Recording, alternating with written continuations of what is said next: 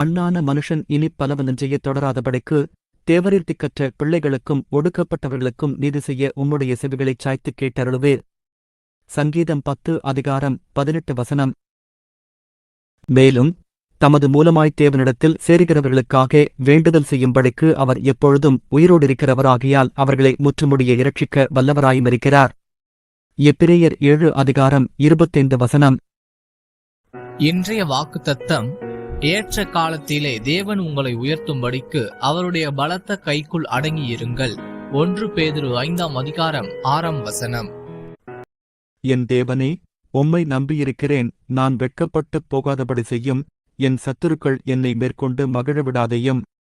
சங்கீதம் 25:2. உன் வாழ்க்கை அவ்வளவுதான் என்று சொல்கிறார்களா? நீ அதைக் கேட்டு பயப்படாதே. உன் கரத்தைப் பிடித்து உன்னுடனே இருக்கிற தேவன் சொல்லுகிறேன், நான் உனக்குத் துணை நிற்கிறேன். எவர்களுக்கு முன்னர் நீ தாழ்த்தப்பட்டாயோ, அவர்கள் முன்பாக நீ உயர்த்தப்படுவாய். நான் உன்னை உயர்த்துவேன். ஒவ்வொரு நாளும் என் சமூகத்தில் காத்திருந்து ஜெபிக்க வேண்டும்.